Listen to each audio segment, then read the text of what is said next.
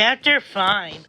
Lizzie heard the sliding door open behind her, and a few moments later, her mom joined her in the grass.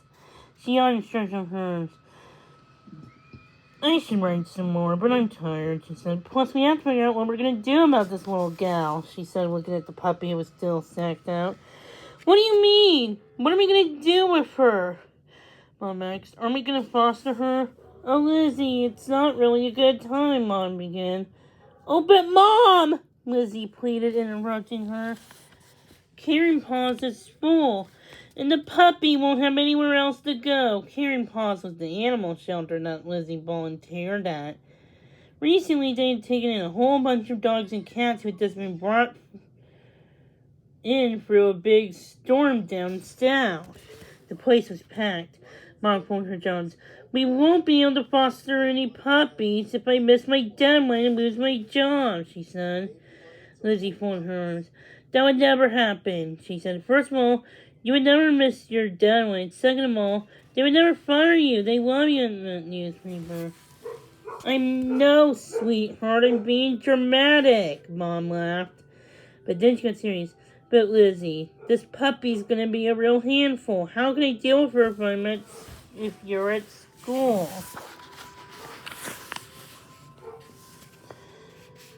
Lizzie pointed to the puppy still snuggled in her t-shirt. I know she's kind of hyper, she said.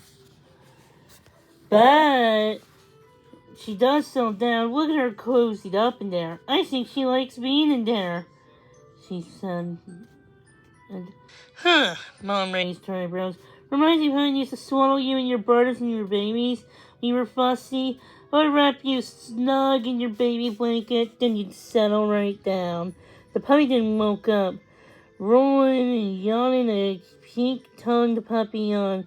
She had the cutest squeaks and sniffles as she pushed her way out of the shirt and shook herself off. Well, that sure was a refreshing nap. Now, what are we going to do? Well, if we're going to keep her, I guess we'll take her into Dr. Gibson to see if she's microchipped, Mom said. By now, the Pearsons knew all the steps it took when they found a stray dog. And if anyone puts up and we'll put up some signs and post online asking if anyone's lost a dog. Lizzie felt her heart rise. It was official. They named a new puppy. What are we going to call her, she asked. Naming the puppies they fostered was one of Lizzie's favorite things to do. Even if the names only ended up being temporary, each puppy had a special personality, and Lizzie tried to find the exact fit. Mom gazed down the puppy and tried to jump on Buddy to wake the older dog up. She sure has lots of energy, Mom said. She's full of tricks. And that's it, Lizzie said. Trixie! The puppy flicked her gaze towards Lizzie and cocked her head. I like it. Say it again. Trixie, Mom said. That works. Plus, kind of a Halloween name, as in trick or treat. She looked at Lizzie. That reminds you. Have you? Lizzie groaned and shook her head. She knew what Mom was going to ask. Halloween was only a few days away, and Lizzie still hasn't figured out her costume. Wasn't Halloween supposed to be a fun holiday? It used to be when Lizzie was little. This year felt stressful. Everyone was just talking about costumes this and costumes that she heard about was so clever, creative, and cool. It wasn't anymore to plop on a tall black hat and say that you were a witch. Charles was going to be an astronaut, and Dad was helping him make a suit out of cardboard, painted white. And the mom had the beans costume ready to go. He was going to be an avocado. Lizzie didn't really get it, but she had to admit he looked adorable in his pudgy green outfit. Nope, Lizzie said. Haven't decided.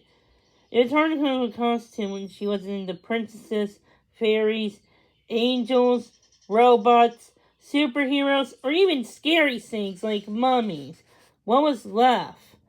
You'll figure it out, Mom said. She had no ideas to offer after Lizzie said no. So far, Trixie chased Justifier, a ghost, a flower child, and scientist. No, no, no, no, no. Just no. Just then the puppy's ears twitched. Her nose went up, her eyes sparkled. She went one sharp bark. Ruff! And then dashed around the yard. Bunny couldn't resist dashing after her. The puppy ran even faster, peering over her shoulder back at Bunny. Yes, that's it. Chase me.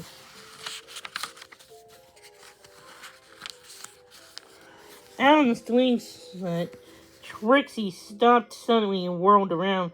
Bunny knew what to do. He whirled around too and took off in a mad gallop with Trixie at his heels. Trixie's ears flapped in the wind. Her eyes were bright as both wild puppies sipped by Mom, Lizzie, and the Bean.